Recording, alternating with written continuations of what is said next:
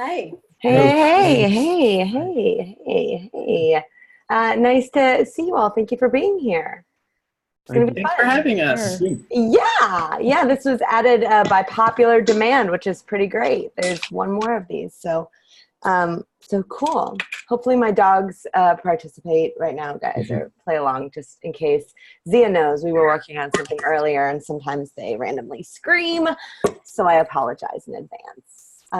Cool. So if you have video, I'd love to see it, but if you don't, that's totally fine. I am going to... I have it, but I don't want you to see it. Is this for Gina? Is this for you? You can turn it Yes, off. I'm Gina. Okay, you're on video right now, but you can turn it off if you'd I'm like. gonna turn it off. I just wanted to say hi. And Hi. you look great, and I'm gonna hide now. Okay, that's fine. I mean, everyone's gonna have to be seen at Austin, so you know. Right. My stupid camera is broken. This is Eugene. Oh, Hi, Eugene. That's a likely story. It really is true. I am not afraid of showing my face. I just, for some reason, I've been trying it for like a half hour. It's all good. It's all good. I'm actually looking at, I don't know how to do this. How do you do it? I'll figure it out. Wait, oh, this is how you do it. Wait. No, okay. Cool. Okay, I was gonna see if I could, if everyone would be willing to, at least for a moment for right now as we get started, to mute yourself, only because there's like, when there's a bunch of people, there's a lot of like funky feedback. No big deal if you can't. Oh, hi, Susan. I see you, Susan. Hi. No big deal if you can't, but I can go through and mute some of you. You can unmute yourself too. At any point, please feel free to. I'm not trying to quiet anyone. It's just a lot of feedback. So if you have questions, please unmute yourself and chat at. I don't want this to be one-sided at all. I just, when there's a lot of people, I hear a lot of feedback. So that's all. Cool. Okay, great. So congrats, you guys. It's this week. It starts this week. It's happening. The Pitch Festival, the whole festival. I just went through and made my schedule. I hope you do too. And I hope to see everybody at the post Pitch Fest party that Roadmap is sponsoring, at the very least. Be there at that. Okay, cool. So here's what I'm going to do. I'm Briana. Oh, I didn't even say hi. Hi, I'm Briana. Hi, I'm Briana. And I'm the director of writer outreach at Roadmap Writers. So we are the party. I don't know where the party is. I'll have to look. It's on the festival sheet. I figure everything out moments before I need to. So I don't even know what time my flight is. I just know it's on Thursday morning. But it's on the schedule if you go. Someone might know too. I don't know. Anyway, so here's what we're going to do today for this next hour. I'm going to chat with you. At the moment it's at, but that's only because I've asked you to mute yourselves, but you can unmute yourselves freely. Please talk about specifically the pitch competition. Quick note up top, a quick disclaimer up top. So we are sponsoring the pitch competition. And Joey, our CEO, I'm so sorry, whoever just joined, I'm muting you. It's so because I hear it, but unmute yourself. Joey, our founder and CEO, is one of the pitch competition judges. But outside of those two factors, we're not administrating. So because I've done a few of these, and because we have some people who have probably done the competition, there are a lot of like general questions that we can take time to answer, but please know that I won't know all the official answers to everything. And that's like liberating, you guys. We should all wake up in the morning and say that to ourselves. I don't know the answers to everything. That's it. Great. Okay, cool. So I just want to let you know, and you guys already know this, but in case you don't, the pitch is 90 seconds. So keep that in mind as you're preparing. In case you didn't yet know, please keep that in mind. Great. So what I want to talk about with you guys today, here and now, is basically like going over, at Roadmap, we do a lot of pitching. That's a big thing of what we do. We work on improving people's pitches, helping people to pitch to working industry people. And so we see a lot of pitches and hear a lot of pitches and are involved in a lot of pitches. So we thought, well, why don't we just have a little seminar to use some of the ideas, not only from what we do at Roadmap, but from a lot of our community of writers. We reached out to them a couple months ago and asked them, hey, you've done Austin. What are suggestions you have for people who are maybe first time or have done this multiple times or whatever, what are some suggestions you have for them? And so we basically created a document. And then my background, for those of you who don't know, outside of Roadmap, I'm a comedian and actress and like writer. So I've been on a lot of stages in front of a lot of different people. And so I like to put that up top because it explains why I use my hands so much. It's because I can't help but be cartoonish. And then the other is that, hopefully some of the tips and tricks that I have will help you with that. Great. So one more caveat. Briana, you haven't even gotten started. You've been talking for 6 full minutes. You haven't even gotten started. The other caveat is, please know that anything that I say here is just like take or leave it. If you've worked with me or with anyone at Roadmap, or hopefully anyone who's mentoring you or helping you in any capacity, please know I'm a firm believer at the end of the day, all of this is an art. It is up to your complete discretion. Whatever you feel like is the best thing for you to do that makes you the most comfortable and the most confident, and your gut is telling you to do that, please do that. The only exception in this case is there is like the festival rules that you do have to follow. Like I want to be like, oh, if your gut is telling you to go 2 minutes, great, you can't. You can only go 90 seconds. But if in the course of explaining some of this stuff, some things may resonate, some things may not, take what works for you and use those tools and let them be helpful. Or just go, oh, that was a fun hour with a weird girl who talked with her hands a lot, and let it all go. This is, it's on you. Great. Okay, cool. So first and foremost, and I'm open to questions at the end of this, but like I said, please feel free to like unmute yourself and interrupt me at any point for other questions you may have along the way. But hopefully we'll have time for questions if I ever actually get started. Okay, here we go. Great. So first and foremost, you have 90 seconds for the pitch itself, but know that you can do some basic details before the pitch starts, and those are not included in the 90 seconds. So those details are your name, the title, and the genre. My name is Briana Hansen. I'm pitching a comedy feature called Doodle Wax. I don't know, whatever. So that is not included in your 90 seconds. I think that this is not only important to know because, that way you're not like rushing through, or when you're practicing, you're incorporating that particular amount of time into your 90 seconds because 90 seconds are very precious. I think it's also vital for you to think about and keep in mind because there's going to be a lot of nerves that you have leading up to and on the day of, which we'll get into in a second.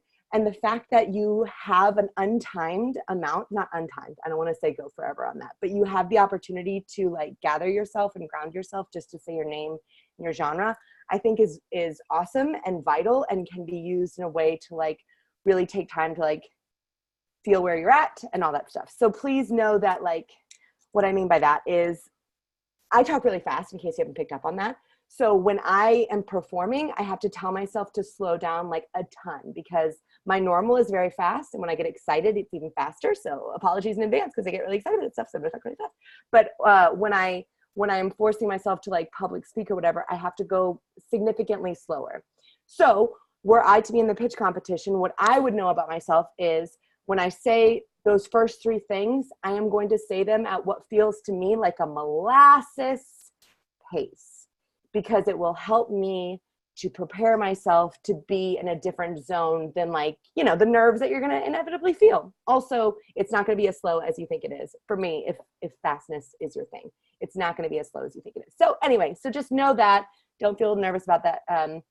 The one other advice I have on that people have said to us is make sure you clearly articulate whether or not this is a TV or feature in that establishing section. A bunch of times people were getting questions at the very end. The very first question a judge would ask is this a TV or a feature? And that just feels like, a wasted question. Not saying if you get it that you've done anything wrong, but just know if you can articulate it up top, it'll help with your storytelling in general and for people to be able to get a sense of it.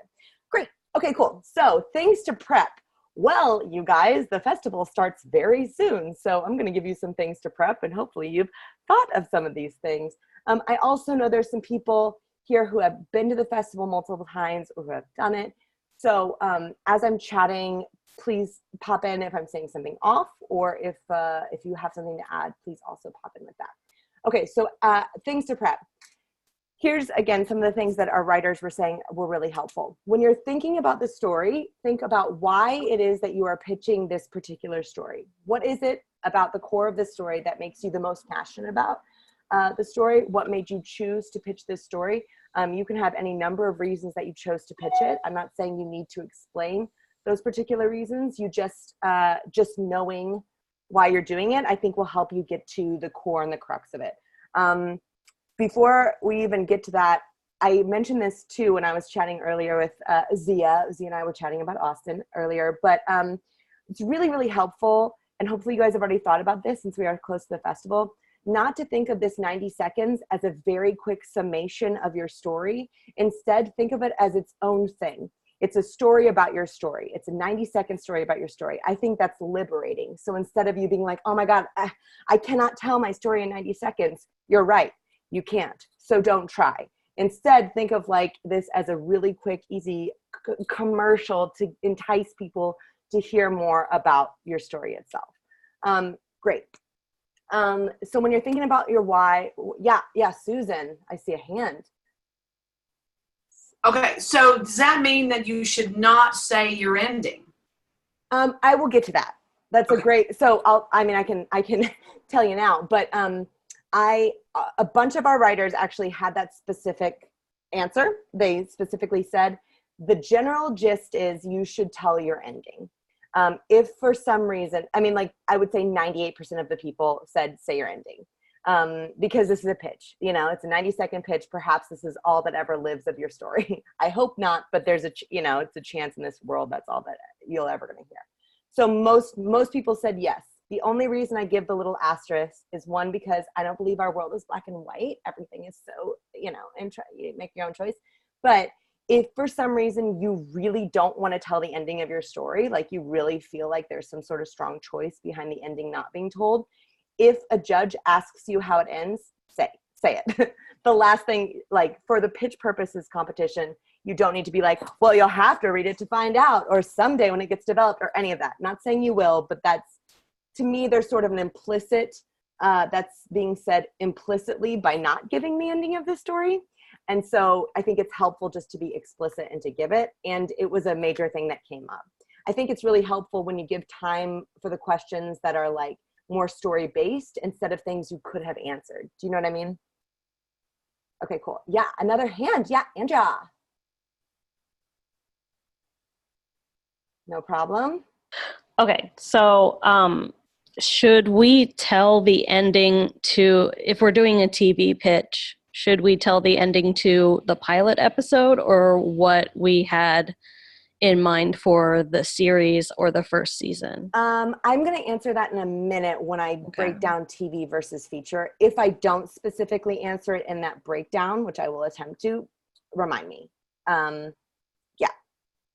Okay, cool. Thank you for that question. Cool.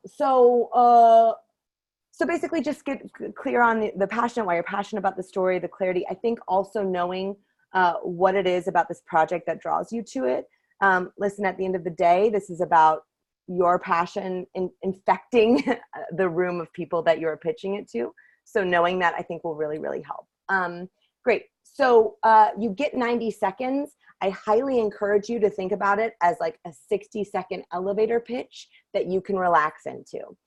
The reason behind that being, if you prepare 90 seconds and it is like word perfect 90 seconds, if for some reason you become a human and you maybe mess up one of those words, then you will inevitably be thrown off. You will rush through certain sections. You may get cut off if you try and stumble and add. So I just highly encourage you to think of it as significantly, 60 seconds that you can ease into and relax into. That will help you too to get to the story at its essence. And then when it's really, if you've got a 60-second elevator pitch that's just like the essence of your story, the basics of your story, which I'll break down too in a second, like feature versus TV. But if you've got that, if there's something you feel like is really important and is missing, then you can like add that easily rather than having 90 seconds and think of it as like, what do I have to take away in order to get it less than that? You can just have 60 seconds you can ease into. Think about the key elements that really set up your story. This is dependent on like a little dependent on genre. So if let's say you're doing a sci-fi and there's something really specific we need to know about the rules of this world, they need to be included as an element. And need to, please know every time I say need, I'm putting it in quotes, you know what you need, you know what your story needs more than anyone. But if it's like, this is a world where dogs talk, which, I mean, that's the world we live in, because like my dogs talk all the time. But like, if this is a world where like dogs speak the English language fluently, then we just need to know that, right? Or, just somehow establish that quickly. When in doubt, when you're not sure what to take, when you're not sure how to boil down to the essence, which again, I assume since we're so close to the festival, many of you had already thought about this. But if you're having trouble boiling it down, I encourage you to think about specifically your main character, what their journey is, and who or what impacts them the most. Lean into your protagonist. If you have an ensemble, we can chat about that in a second. I am a firm believer that every ensemble, whether it be a feature or a TV show, has a protagonist, at least in somehow throughout the feature or in the pilot episode, who, if you can't figure out who it is, it's the person who enacts the most change. So I go back and forth on this a lot, but my main usual argument is like, if you look at Friends, which is as ensemble of a TV show as it gets, in the pilot episode, Rachel is the protagonist because she is the one who makes choices that change the dynamics of their world and set up their new world more than any other character, arguably. So think about it like that. Great. If you're also having trouble whether or not to include something, think about how much it affects your main character and therefore its relative importance based on that. Great. Okay, cool. So when you actually get to the pitch itself, which you guys have, again, probably already done, but there's lots of ways that you can prep it. That's totally your call. I can go through a couple that people have found helpful. Likely, since you're writers, you're probably writing out a pitch. That's my guess. Perhaps some of you have tried the verbal practice of just like recording yourself and listening to it and editing that way, seeing how it sounds. However you get to the pitch itself, I encourage you to have some sort of, draft of it that you can look at, that you can somehow assess. And in looking at that, think about every word in those 90 seconds. And I don't want to put pressure on it because that's not what I mean by this, but think about how every word could showcase your writing prowess. Meaning, if there's a verb you're using that's bland, is there perhaps a more exciting verb? Is there a way to add an adjective before one of your protagonists or before someone that gives it like a little extra pizzazz? Is there some way? I don't want to throw total wrenches in what you have, but just think about that because you're writers. So think about, is this the most fun way to say this? What's the most engaging way of saying the same thing? I know when I'm writing too, sometimes if I'm like, oh, they open the door angrily or something, I sometimes think of like, what about just like shoving, like just using a different verb or something like that, like shoving, pummeling, something like that. Just a fun way to kind of get tone out too. Get creative, make them intrigued, and just think about like, what's a way to leave these people wanting more? And by these people, I mean the judges and the audience, just to get into it. Some words that our writers use that I love, so I wrote them down, were like, think of visceral, descriptive, imaginative language. I just love that. I just think that's how we should write anyway, but also I think it's really fun for the purposes of crafting a very short pitch. Great. As you're thinking about this, one thing that I always suggest when we're doing elevator pitches or just pitches in general are watch trailers. This is especially great in a digital age. Like, this is true for short pitches anyway, if you're going to watch like a 2-minute trailer, but y'all don't have the luxury of 2 full minutes. So what you do have is 1-minute trailers on social media sites. You have 30-second trailers available all the time for TVs or movies. Just look at those trailers.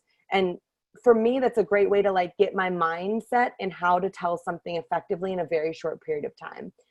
Watch them in a way that's analytical. Like, what are they showing me? Are they showing me, like right now, for some reason, my Instagram is obsessed with Last Christmas. I'm somehow in the demographic that apparently the movie Last Christmas is like, they really want me to go see. So I'm getting so many of these like 30-second or 1-minute trailers for the movie Last Christmas, and they're showing certain scenes or they'll show different cuts and stuff.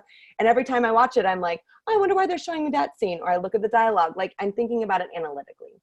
That's not necessarily helpful for you guys since you don't have the benefit of an actual cut trailer, but what you do have is the benefit of thinking, why am I seeing this?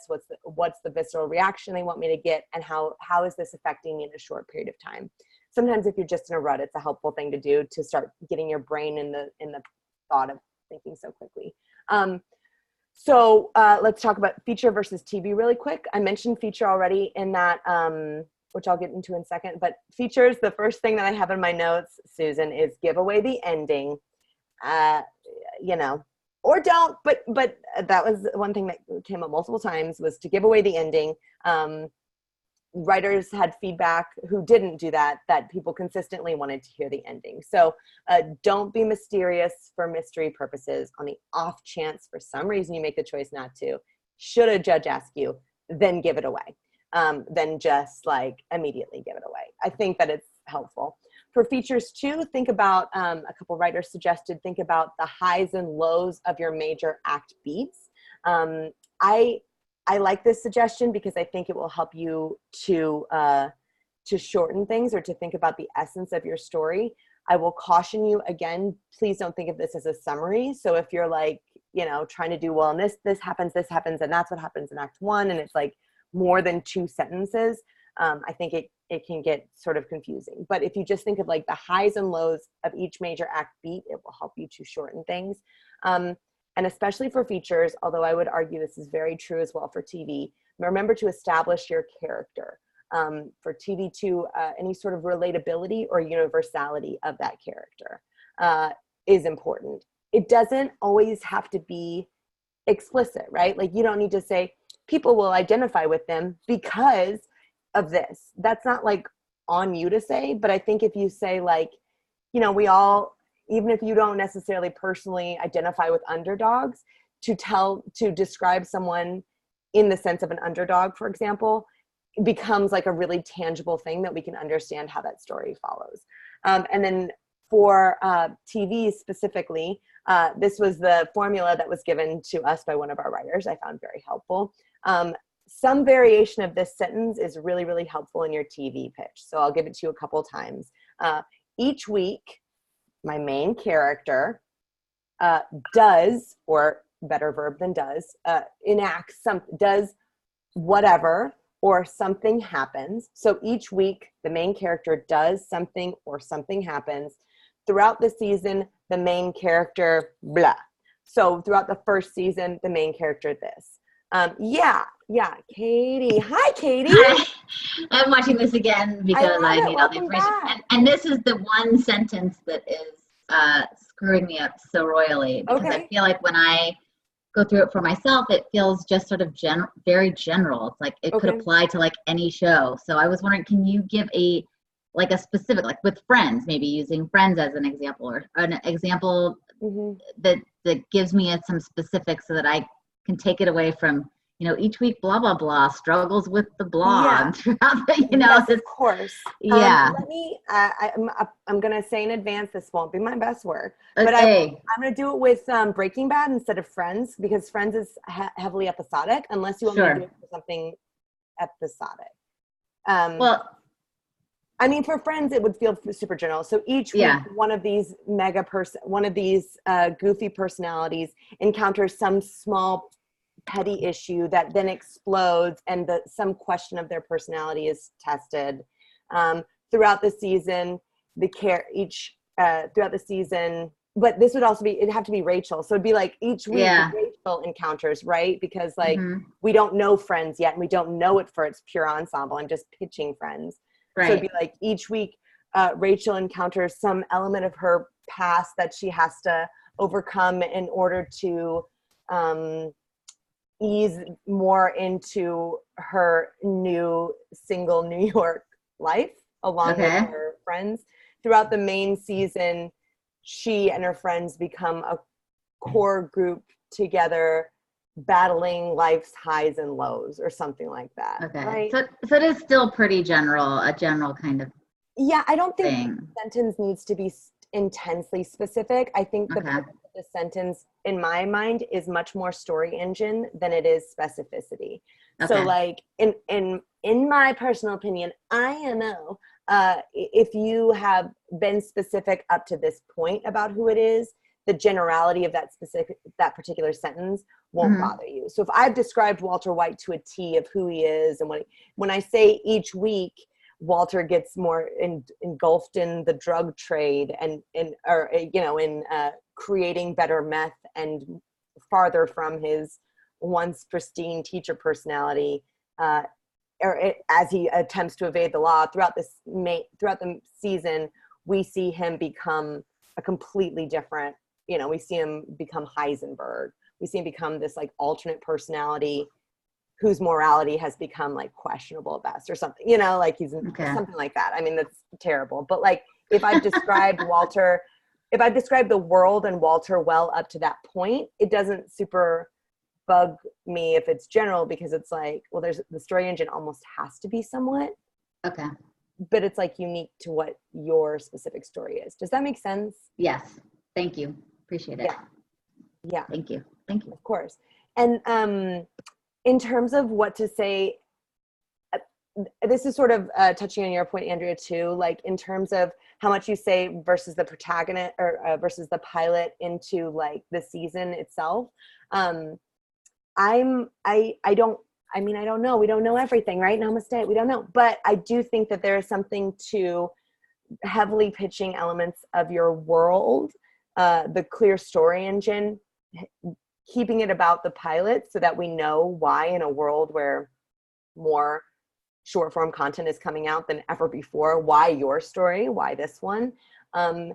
If you show throughout the main season why you tune into this particular character, if that story engine is clear, you don't necessarily need to like go on to other seasons or give any reason about the future. You're just enticing people to read this particular pilot and get that developed. Does that make sense? Okay. That's just like my opinion. Hey man, if you're like, and then the next season is this and the next season, like that could also work, but it seems to me like more effective to heavily get into like the pilot and the specificity of what makes it so different, Does that make sense? Carl, I'm meeting you. Okay, cool. Great. Another little thought that people said, be in your genre when you're pitching. I think this is a great note and a difficult note at the same time, meaning the most important one for me for this is think about when you're pitching this, the feeling that you want to convey. So if you're pitching a comedy, and I have a sort of a different thought about dramedy specifically, but I'll start with comedy. Comedy, I think, is one of the most obvious for this. If you're pitching a comedy, it needs to have comedic elements, and you need to somehow show your comedic prowess. So this might shock all of you who've known me 30 strong minutes. But my stuff, I almost said shit, but there it was. My stuff tends to be big and zanier, right? So if I'm pitching, I tend to pitch like that, and that's what you can expect. It's also what you can expect on the page from me. If your comedy is like drier or more sarcastic, then find ways of just weaving that element in there. I heard a great pitch from someone who had done one of these, which I'll get to in a second. Send me stuff if you want. But I heard a great pitch that was like a comedy, and his jokes were delightful because they were really casual. He was setting up his world, and then he just like insert a quick joke, still forwarding his story, but like he took a moment to have a joke, and he was pitching a comedy. So it was great. For comedy, it's obvious. For other genres, I think if you're pitching like a horror, I think there's an element of like, a campfire story. This is sort of, at the end of the day, this is like less important, I think, than a lot of the structural things. But I do think when you're up against so many people, and I say up against because really it's not about competition, it's about growth. But when you are literally trying to stand out, I think something like this could really help you to get to that next level. So if you're pitching like a sci-fi, I know I love to hear like weird conspiracy stories, like conspiracy theories late at night under the stars. Like think about who you would be telling this to in a one-on-one situation and the emotions you want to elicit from that story. And perhaps there's ways of somehow weaving that into your 90 seconds. Perhaps there aren't. It is 90 seconds, who knows? But if you can think about that, I think that'll help you set apart. Great. If there are two of you pitching, and there have been a few people who've done this, and I've seen a few pitches just in practice and stuff. If there are two of you pitching, you got to Laurel and Hardy that, meaning you got to know who's going to say what. You've got to have it down. I highly encourage you. This came up that I hadn't thought about before, but if you've got two people pitching, this is just sort of a logistical thing. If I'm over here and I'm chatting about my story and my partner's over here listening, have the person physically listen to the story. That is like a stage thing too. It tells everyone who to be listening to, and it's not distracting to have another person just standing, facing, looking forward, waiting for their turn to speak. If that applies to you, great. If not, great. But just think about stuff like that. You need to know who says what, when, but it should also feel conversational and smooth. So Laurel and Hardy. I've already mentioned this. Shoot for 60 seconds if you can. Give the most engaging gist of your story. Think about how it could be universally relatable. And then this is, of all the fun things I'm going to say, I think this is another one of the fun takeaways. Perhaps Katie will agree because she was here before, but this is one of the more, like the sentence for TV before was one of the more tangible, I think, extremely helpful things. So just say it, Briana, just say it. The first and last sentence that you say are vital. So the very first sentence that comes out of your mouth and the very last thing you say are, I think, very important. The very first sentence, obviously, your first impression, aside from saying your name and the title and the genre. Aside from that, once you actually start the pitch, that's our entryway into the pitch. The last thing you say is the last thing we remember from it. So in the crafting of it, be really careful to get those to be, I don't know, the glossiest. I don't know how to put it. I don't want to say the best, but like the most memorable, something like that. Okay, great. Logistically speaking, yes, Leslie. Okay, there we go. Hi. Hi. I've never done this before. And when you said your first sentence is really important, is your first sentence not your log line? You don't have to make it your log line at all. Do we have to put in our log line or? Leslie, there's no how to. Namaste. But I will say, some people will use, if you love your log line and it's a great introduction into the world and it makes you the most comfortable getting into it. Oh my gosh, I just sprayed something all over myself. Then I would say include it. I don't think you need to if you don't want to. So if there are people out there who are like, why don't you do my log line? To me, a log line is its own thing that could be incorporated into an elevator pitch. But it exists on its own. It doesn't need to be incorporated into an elevator pitch. Meaning, like, if for some people, perhaps the log line is the last thing they want to say. So they get into this world, like there was a pitch I recently heard that sort of described elements. It was kind of like element here, description. Here's where we meet our main character. This is what they're going through. We discover this about them. And then the very last thing they said is, my story is, whatever. Then they kind of gave their log line. By then I already sort of understood how we got to the story. I was emotionally invested in the character. And then I understood the overall of what I can expect from the full story with the elements already explained. So in that case, they had it at the end. But if you've got it at the beginning and you're like, I like my pitch with the log line at the beginning, do it. It does not have to be though. Okay. Thanks. Is that helpful? Yeah. You're welcome. I wonder what I'm more confused than ever, but yes. Oh no. Okay. Well, no, it's okay. I just, okay. Yeah, I don't know where. Let me give a quick general backup then and say, like, there are ways that you could like blueprint structure this.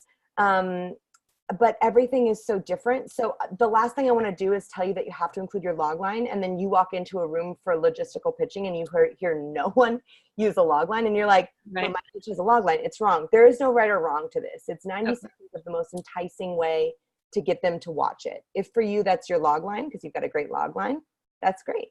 Okay. But for some people it may not be. Very good. Thank you. You're welcome. I feel like you're being nice, but yeah. So you had a strategy for doing a dramedy pitch. Oh, so I was going to say with dramedy specifically, because I think it's a weird hybrid between comedy and drama, which is why it's called dramedy. Someone had specifically asked me about dramedy from one of these. I don't think you need to worry about being as comedic was all I was going to say. So when you're pitching a comedy, like, I think we definitely need to know what's funny. For me in dramedy, the drama wins over the comedy. That's just my humble opinion as a comedy person, meaning I don't need you to joke pitch me. I don't need you to show how funny you are. If you set up where there'd be lighthearted moments within the more important drama, like to me, the second you include drama, it becomes a dramedy rather than like, you know, a Kevin Hart movie. Like Kevin Hart movie is going to be like zany, like jokes oriented, you know, movement, actiony, whatever. But it's not going to, it might have elements of a dramatic story, but you probably won't call it a dramedy unless it's like the one that he just did, which is now I'm backing myself into a corner with Walter White. Oh my God, with Bryan Cranston. That was like a drama with light elements, right? So that was all I was going to say for a dramedy, which is just like, if you're worrying about being playful or whatever, I wouldn't worry about that as much. I just make sure if it is a dramedy, you include elements of, and it doesn't need to be explicit, but you include elements of how there would be lightheartedness. Or you even say, but this is a lighthearted approach, so that it's not all gloom and doom. We make sure to have light moments, whatever, or something like that. And when you do explain those, you would do it in a joking way, like the comedic, or again, and you have to tell me exactly what to say. I know. Oh God, no. Kidding. I'm just kidding. Outside of my life philosophy. Yeah, no. I mean, I guess it's just, I want dramedy people or anyone who includes, if you are including a sense of humor or comedic elements in your story, I want you to feel off the hook about bringing that as much as you would if it's a pure comedy. If I'm pitching a comedy, you need to laugh, right? Like you need to at least be entertained, delighted. You need to feel light. Anything outside of that world, my assumption is comedy serves every form. So there's lightheartedness in probably every script, but I would never necessarily pitch them as comedies only, because comedies are like 22 Jump Street. There's a joke, a thing happens, it's zany, there's another joke, like Get Him to the Greek. It's goofy, it's silly, it's simple, it's exploded. Dramedy to me doesn't have that element. So if anything, I just want you to feel off the hook about needing to make any element of that funny. You know what I mean? Yes, thank you very much. Yeah, you're welcome. Great. Oh, so this is a logistical thing too. When you're practicing, which you guys will be soon, because you guys, it's so soon. When you're practicing, I highly encourage you not to practice in front of a mirror. If you haven't been doing it wrong. I just think that this is like an actor thing that we like share with each other, but maybe not others. It's super helpful not to practice in front of a mirror because you can be distracted by how you look. You're distracted by what you're saying. It messes with like, you can become more obsessed with like, every time I say this, I do this, or you become self-conscious. What really helps me, and I'm at the wrong computer to show it. Oh, I can show it. I talk to this guy, this is Vonnegut. This is one of my favorite little things. It's right behind my computer. When I'm practicing whatever, any poster you have, anything, I like looking at a human being. Kurt has heard many a monologue from me because that way I have somewhere that I'm standard looking, but I can still look around, but I make it all go towards Kurt and eventually because he's my audience. But it just helps me not to think about how I look. So try not to go in front of a mirror. If you have been, great. The most helpful thing, if you're brave enough to do it, is to record yourself, not watch yourself while you're recording, record yourself and then watch it later. If you can do that, come on, you can do it. It's the most helpful, but I totally understand. I think for memorization purposes too, it's just helpful to allow yourself to be present with yourself and to look at something that can't respond. If Kurt ever responded to me, I'd freak out. So great.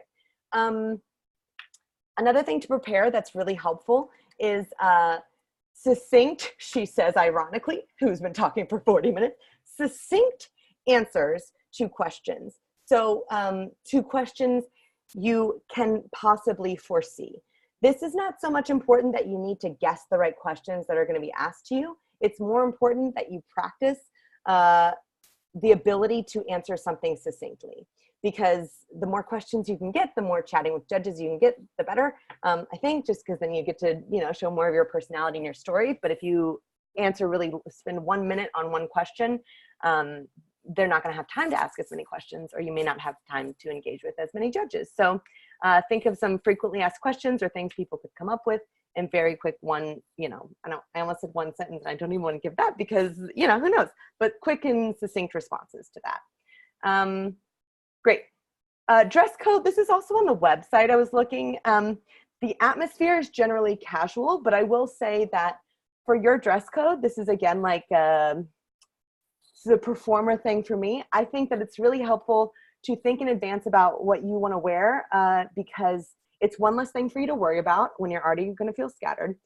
Also, you can decide how you feel most comfortable. So if, despite the fact that it is a generally casual environment, if you feel like you want to wear a suit and like that suit makes you feel like $1 million, wear a suit. Do be aware it very likely may be hot. So for different people, you guys, when I'm on stage, I sweat a lot. Like I'm sweating a lot right now. I sweat a lot. So typically when I'm performing, I wear like sleeveless stuff or I wear dark clothes because it becomes a matter of like self-consciousness that I don't want to think about. Some people, depending on what day you're pitching or whatever, if you want to have a couple outfits, this is all just stuff to prepare so that when you get there, it's one less thing to think about. You're not going, well, I'll decide day of. Like you just know what you're going to wear. Whatever makes you feel the most you. Yes. Yeah. I'm going to unmute you. I can't hear you. So let me try and unmute you. Nope, it's not unmuting. Unmute audio. It's not working on my end. Zia. I got it. Oh, there we go. Great. I think I got it. Cool. Can you hear me? Yes. Okay. So are we seated or standing? You are standing. You're standing when you're pitching. You're seated otherwise. I believe, but someone correct me if I'm wrong. I believe you're almost always standing when you're pitching.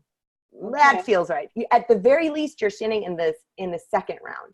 You're definitely standing when you're pitching there. Thank you, Susan. Standing. Yeah, I can't imagine you'd be sitting. They have rows of chairs there for you to watch the other people's pitch. You pick when you come in, and then you're sitting in chairs, and then when your time comes up, you kind of go next to the table where the judges are sitting, and you pitch to them. And the one thing I will say is the people sitting in the chairs that are waiting for their turn, they're super supportive. Great. Yeah, that's the other thing. Like people are really supportive, which I'll get into in a second. But like you guys, those are all the logistics to get to like the emotional part. Okay, great. Right beforehand, this is just true for the festival. Prepare yourself to be extroverted. So no matter what personality you are bringing to the table, which is perfect because you are perfect. We are all enough. But whatever personality you may be or have, if you are more introverted typically, or whatever, prepare yourself to be extroverted. This is a networking experience. You're going to have to be in front of people. If you hate public speaking, good on you for signing up for something where you have to. If I haven't said that yet, good on you, all of you in general, for doing this. This is difficult and a major challenge and a great undertaking. So like, that's awesome. But just prepare yourself to know that this is going to happen so that when it comes up and you're like, oh, I want to do this. Oh, just be like, okay, great. There it is. I don't want to do it, but I'm doing it anyway. Like turn on whatever buttons in yourself that you need to flip on, flip off the other switches, and just accept it. I haven't said this before, but I'll throw it out there. Sometimes people ask me before a show or whatever, they'll be like, don't you get nervous? I do a ton of improv. I've done stand-up and blah, blah, blah. And they're like, don't you get nervous? And like, yes, I don't know one performer who doesn't get nervous. If you're not nervous, you don't care, So it's like you always get nervous. So just expect yourself to be nervous. Don't be mad at yourself if you're feeling nerves. Accept that you care, and then just like harness it, accept it, and then move on and be, your excited self. Being nervous doesn't have to define who you are in that moment. It's just a part of what you're feeling, in the same way that, sometimes you're a little hungry or whatever. It's like, okay, I'm more nervous than I typically am. Great. That's fine. Don't get mad at that. That just is. If you're not, I literally wasn't nervous before one show, and that's when I was like, oh, cool, I'm done doing this. Like I quit that particular show afterwards. Great. So prepare yourself to be extroverted. And then this is exactly what Susan was saying. People want you to do well. Man, you're going to be at a festival with storytellers. And the judges, though they have this like, deep term of judges, they're judging. Judging has such a negative connotation. They're storytellers. That's what I always love reminding writers when they're pitching anyone. Like at the end of the day, people aren't in this business because they want to angrily shoot down other people's dreams. They're in this business because at some point we all decided that we love stories. And so we want to dedicate a portion of our lives or some element of our personality to hearing stories, to developing stories, to getting stories out there, to being part of the storytelling cultural narrative. So like, know that people are there for you. If in the first round, you may or may not, depending on how many people are there to hear you, you may or may not be able to feel it as much. Should you advance, the second round is like crazy exciting, people like cheering for you and stuff. So like, enjoy that, you know, that's, it just, people want you to succeed. So don't feel the pressure of like, you need to be perfect. No one's ever perfect. Let that go. And then just like, know that people want you to do well. That takes a lot of pressure off. Great. Couple things. These are another logistic thing. In case you're not an early person, force yourself to be that. I highly suggest you get there early. You know what you're going to wear. You get rid of all the things that could add nerves to an already nerve-wracking day. When you get there early too, you can sign in, you can take care of any administrative questions you may have. You can also see the space that you're going to be pitching in. So you can get a sense of it, you can get a feel for it, you can, you know, if visualization is your thing, you can get a feel for visualizing how you're going to do it. Yes, Katie! With this in mind, when you get there, is that when they'll tell you what order you're going in for somebody who's been there before? I believe so. No, you draw out of a hat. Susan's making a hat. Oh, you draw it out of a hat. Susan, what's your thing? No, you don't draw out of a hat. Remember, Leslie's been there. We drew, right? You're muted. I can't unmute people for some reason. I don't remember how they did it, Susan. Seems like we pulled something and we had to draw a number or something like that, or you came in and wrote your name down, but it wasn't like they decided for you in advance. Well, there was some feeling of when you got there, because it's just been 2 years since, because Leslie was there, she was with me. We're business partners, by the way. Hey. So we had to write numbers down, or we drew a number or something like that, or they gave it to you when you got there. So you won't know prior. so hang on a second, because I got an email saying what time my pitch is. Well, yeah, that's the general time. Oh, okay. So there'll be X number of people who all have that time slot. So everybody's there at like 10:30. I got it. That half hour, whatever it is, or that hour, everybody pitches in that period. I got it. Okay. Cool. It could be different, but that was my experience. That's probably the case. If it's something that super worries you, I suggest you email admin. Go to the website and email them. They'll tell you beforehand. I see a raised hand. Ooh, look at this Zoom. Gina. Hi. Isn't that cute? You can raise a little super cute. I know. What's up? Before we get too far into logistics, I have one more question about content of pitches. If you have received an award or something for the script that you're pitching, do you need to make time to fit that in there? I mean, is that advisable? My first answer, which I have to say at the beginning, is like, whatever your gut tells you. But I will say it's dependent. So if it's, I believe the general gist is if it's a second rounder, like if it's specifically doing well in this festival, so the general feedback is say that somewhere in your 90-second pitch. Don't insert it into your name, title, and genre. Just be from what I've heard, don't take too much advantage of that first thing. Otherwise people will think, well, I don't know what they'll think, but I've heard that like, if you start going like, my screenplay is this, then it'll start to feel like the pitch and they may start timing you. So name, title, and genre are its own thing. Then if you say like, the story I'm pitching today is called Bonnie and Clyde. It's about the two most adorable dogs that have ever existed who are currently sleeping next to me. It's a Page Awards finalist or something. Or it's like, second round here at the festival, or it's a finalist here at the festival, whatever it is, like, that's great. And then you can, if you'd like to get into it that way. I don't think anything that's not like major, meaning like Page, I'm forgetting one, Austin, obviously, and Nickel, thank you. If it's not those three, I don't think you need to say it in this particular pitch. Okay. Did I just make you sad?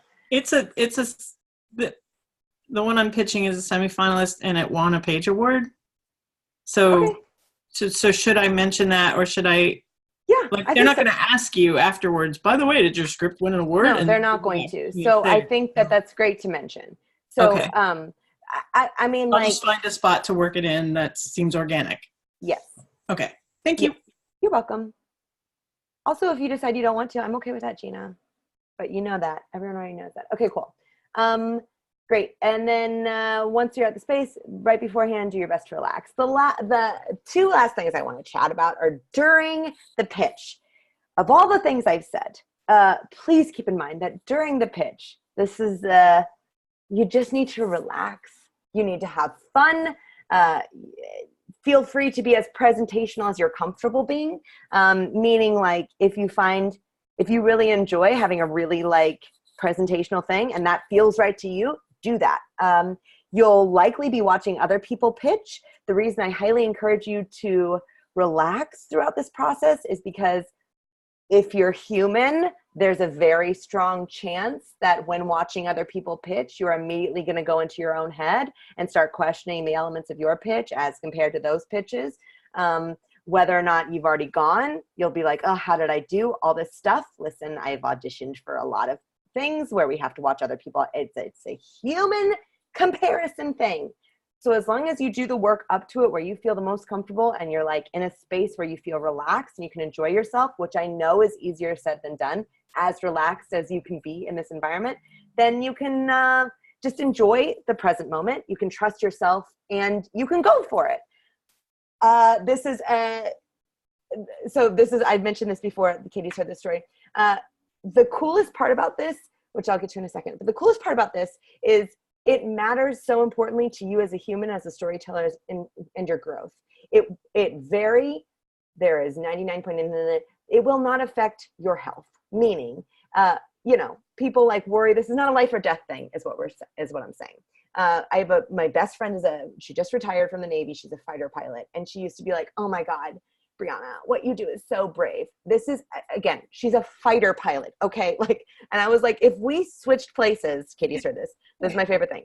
I literally was like, Amanda, if we switch places for 10 minutes, one of us would be dead. Do you understand? Like you would have had an uncomfortable 10 minutes where you would have learned growth and I would be dead. I couldn't even climb on the planes that she flies. So remember that. I'm not saying that to belittle this. Obviously, I've also dedicated my life to the fun of zaniness and storytelling, but I am saying it to keep perspective in mind. So if and when you start racing, just remember that this is meant to be fun. It's meant to be playful. It's meant to be a storytelling experience. Having said that, also talk to the judges like they're human beings, because they are. So sometimes people will be a little too formal or whatever. Make eye contact, look at them, address the room. Should there be other people, you can enjoy that if you're comfortable doing that.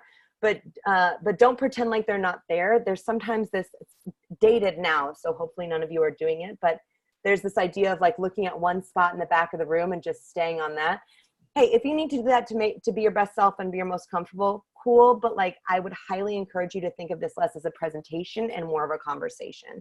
And so in that, you alleviate yourself to be more present to what's happening. You also alleviate yourself, which is why I was encouraging the 60 seconds to, if something goes awry, be present and open and available to the fact that you're like, okay, words aren't coming out right for me today. Let me try this again. And you have time to kind of get back to it. I'm not saying that that's going to happen. I'm just saying people can feel when someone's present and someone's not. And so if you can be present, then you're just doing yourself all the favors in the world.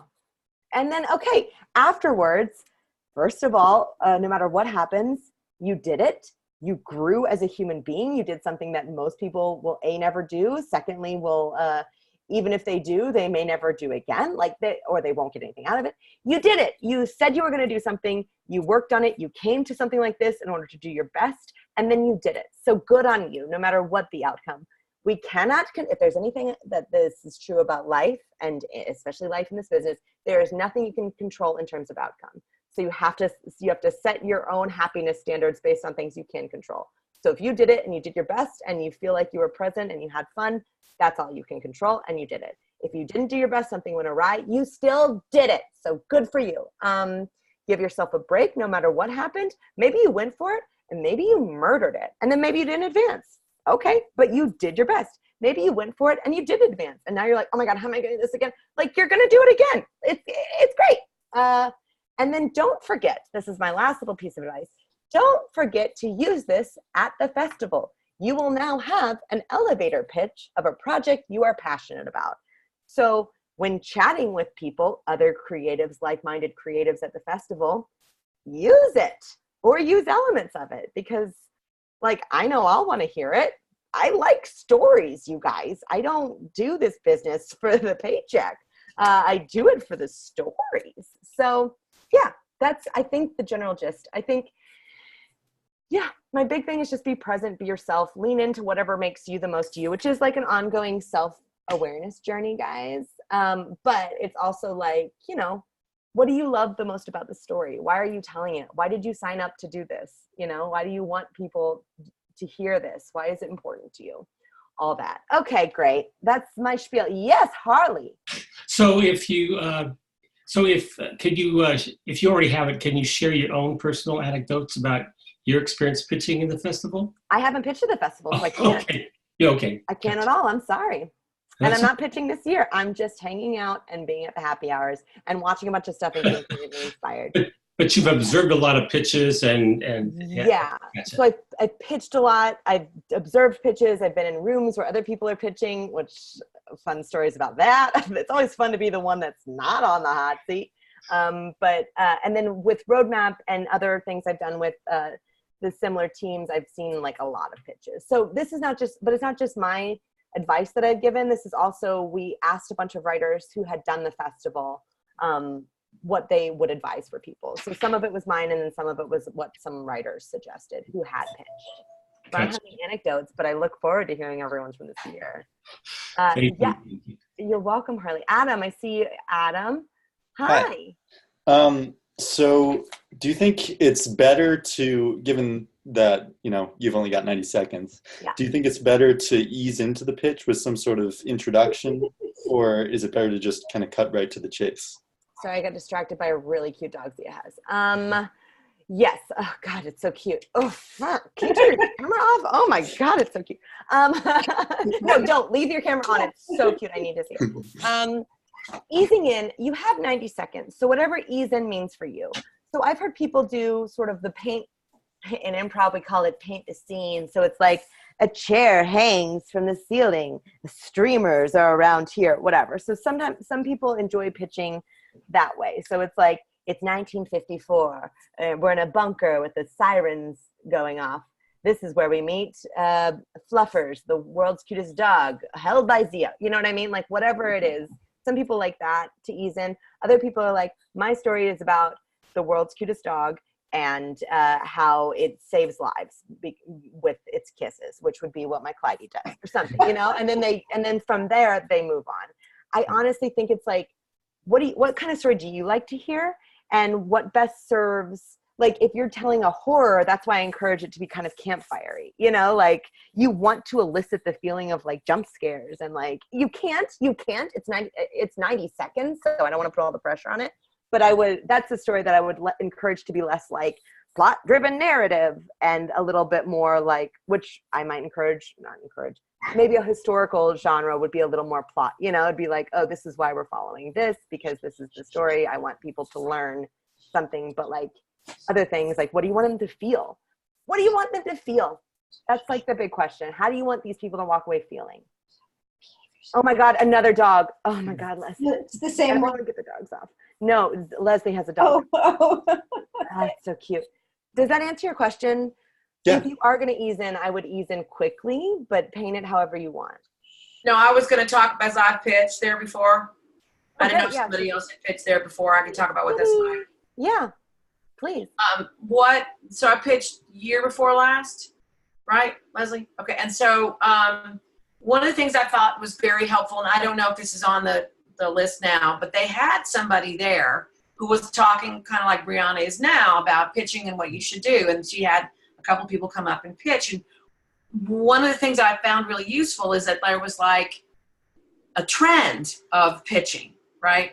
And in this particular case, and it may be still true now, was that people all talked about how they were personally connected to the story. I knew this guy, or this is part of my life history. And that became a trend throughout. And the people who did well made that connection pretty quick, right? It was more difficult if you just turn this, out of nowhere. But if this was your part of your life story, that was like the trend. And so if they have that again, I would sort of go to that because you get a sense of what's sort of the latest greatest way to do that at this festival. You sort of get that. I thought that was really helpful. When you got in there to do it, there was all this pressure on 90 seconds and getting within 90 seconds, but there were plenty of people who went over. I wouldn't recommend it. There were also, shockingly, people who stood there and read. And one of those people went on to the finals. Like he read it like this and he was jogging like that, and he went on to the finals. So some of this has to do with if he had a story about baseball, teaching baseball to people in Sweden or something like that, and he was Native American. And for some reason, the two guys on the panel really dug that. They were interested in baseball. And so it was a good story, but he was not the best pitcher there by any stretch of the imagination. But yet he went forward because the guys that were in the judges, they were into baseball, so there was that too, so there was that. So, but the things that went well are people that there's one girl there that was pitching the story, and she's pitched it to where she had it down to where all the jokes where her eyes watered for crying. I mean, no, I'm not kidding. That was a whole thing she did, right? And she did really well, but she also went around and sat in on other people's other pitch sessions just to see what was what, and she must have practiced the shit out of that thing. But she went around to see what everybody was doing too, and I think she tweaked it as well. So I mean, I don't know, Leslie, is there something else I'm missing that happened there? So you can sit in other sessions? Oh yeah, you can sit Anytime in. there's a pitch session, you can look at the schedule. If it says like AFF pitch or whatever, I forget what color it is, but yellow, you can sit in. Yeah, you can certainly sit in. Was there something else that happened that I'm missing? The main thing was the theme. I mean, it was very obvious that they wanted personal stories that year. That was what my takeaway. Just go in there and see what's working and stuff. But I think you can always connect yourself to whatever story it is. So because we've got somebody in my group that's doing a sci-fi thing about somebody stuck inside a container, like a shipping container, and he's good about saying, Mike Rogers, he's good at going, I was wondering about this and I heard about this kind of story and I was really wondering how this would be, and he connects himself to the story. But if you can get a sense of what that is, right?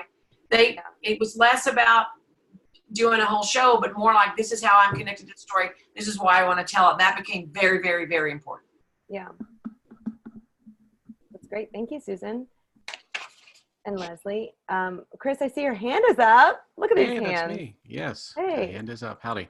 So I had a question. Are there any videos from previous years? I'm kind of a visual learner, and it's just be cool to see some people actually do some pitches and just kind of. I don't believe so. The only thing I could find was on the website or on YouTube, you can find a trailer of people doing moments from their pitch. Okay. You can't find the full pitch. If I can find it again, probably copyright issues and.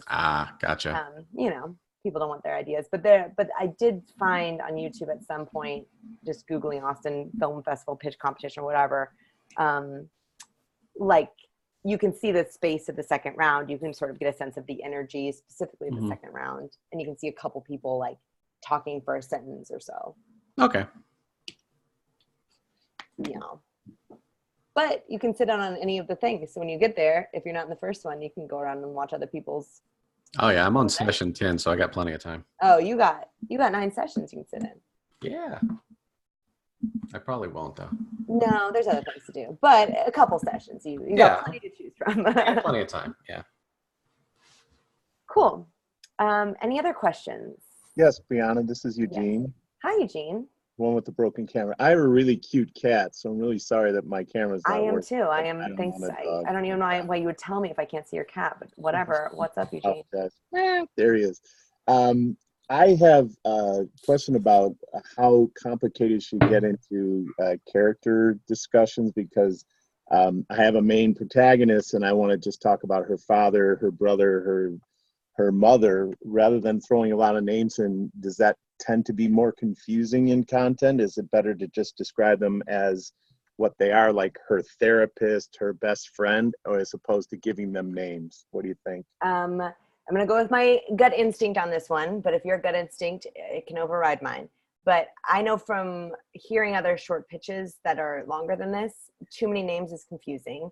So I highly encourage you to consider, if throwing out someone outside of your protagonist, which is inevitable, I would not throw out too many names unless it's vital to knowing something about how they affect them. And I would only, this is again me being like, this is my thing, but change it for how it fits you. But I would only do it in terms of how they directly affect the protagonist as they go on their main thematic journey, right? So like, if the father is extremely important because of something he does or did that we need to know, I would encourage it as like the father. I would stay away from too many names. 90 seconds, too many names. Like we do like 8 to 10 minute pitches. And honestly, if like more than 4 or 5 names are thrown out, I'm lost. Like I want to, I don't know the world. I need to know one name, who they are. Sometimes I'll even use a description before, like the antagonist, Dolly, the cat who's really cute that we can't see or whatever. Like that's something like that. But I would only do that as the antagonist, Dolly prevents us from being seen, or what, like how does it affect the protagonist?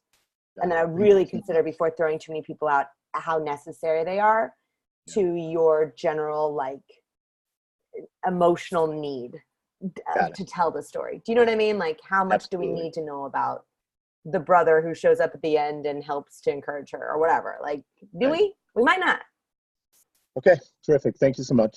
I'm going to leave, Briana. I just want to say bye to everybody. I got to go soon too, but bye, Zia. I'm looking forward to meeting all these faces when I get there. I know it's going to be fun. Yeah. Couple more questions. Yes. Thanks. Yancey, I see you've got a question. Yes. I do. And I know that in the quick answer is, hey, whatever you really feel. Good. Then you already know my answer, but yes. Do you think that you should want to discuss tone and the themes at the expense of some of the narrative? Or, I mean, I guess the obvious answer is depends on how relevant those are to your story. But have you seen or are you familiar with pitches that do well incorporating theme and tone, and maybe those who do not? I mean, and again, I guess it really depends on the story. But it's dependent. If you feel the need to do, in my opinion, if you generally feel like, man, tone is really important and theme are important, I would encourage you to think of a couple comps that would get that across easily. That's like an efficient way of doing it. If it's this meets this, that can do that without you having to describe too much and not having to add too much time. I would also encourage you, having said that, to make sure that within your genre, don't comp a TV show to a movie. You probably already know that, but sometimes people will, just to get it more accurate. But it's like really tonally like this, and it's like, but apples to apples in this Godfather meets Friends. Yeah, right. I mean, I'd watch that, but I don't know what I'd be watching. I have no idea. Right? Sure, but it's also Friends, a TV show, just because they're different story engines and stuff. But that to me is an easy. Like if you feel like they're really important, then find accurate comps. Gotcha. For it and find a way to weave those in. Right. Does that help? It does. Appreciate it. Okay. Yeah, of course. Yes, Adam.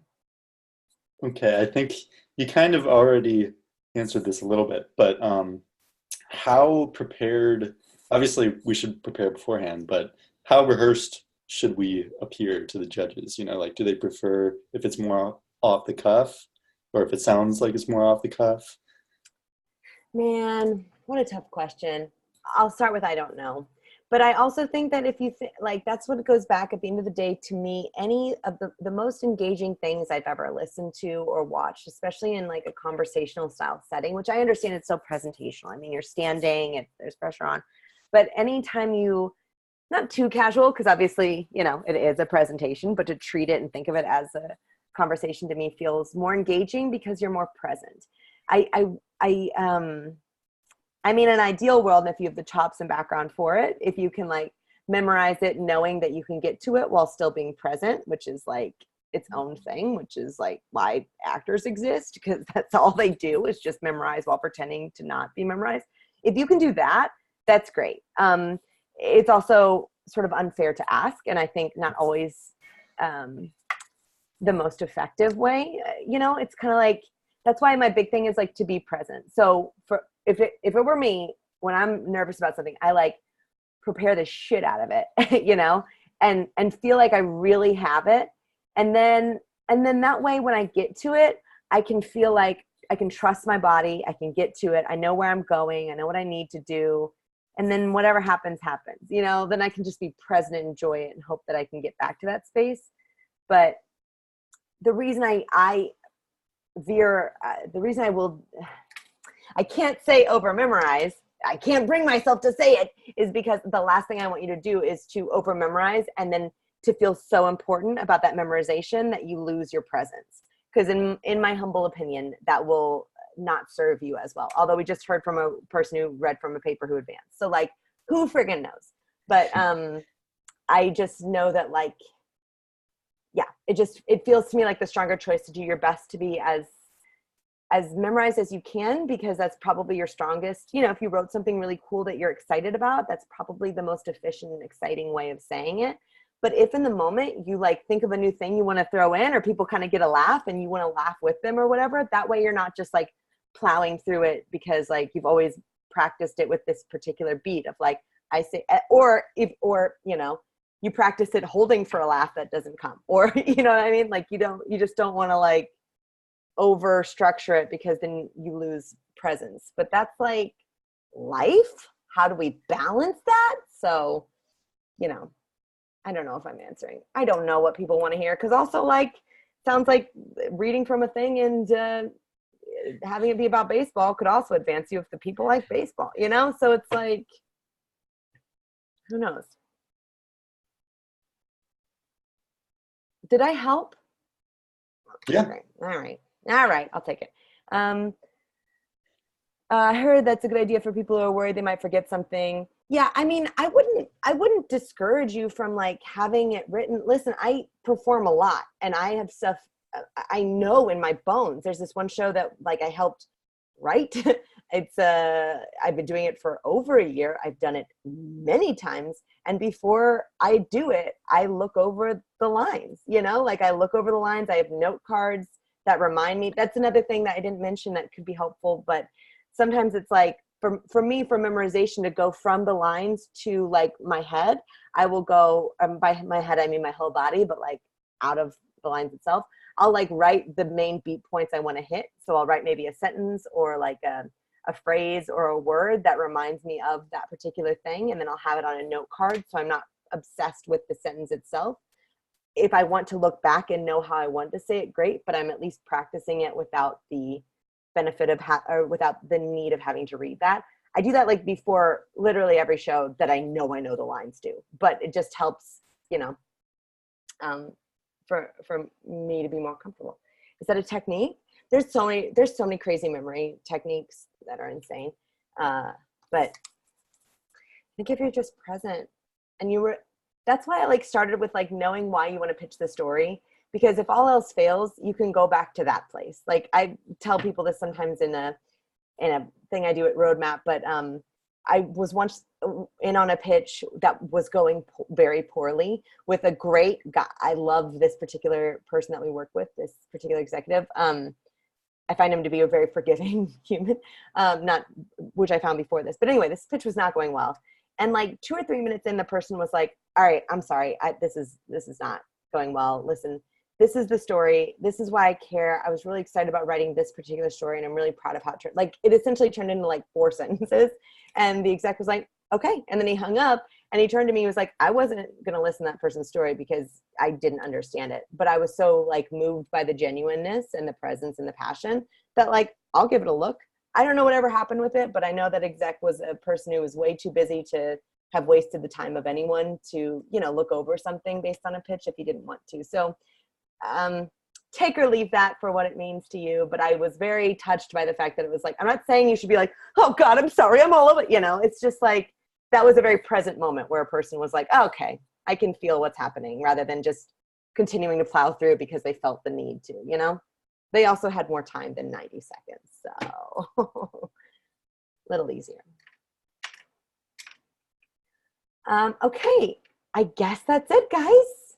I'll see you all. I'll be out there on Thursdays until Sunday, so find me. I'll see you at the Roadmap party. We'll be wearing cool shirts, I think. So cool. Great. Thanks, everybody. Thank you. Bye. Thank you. Thank you.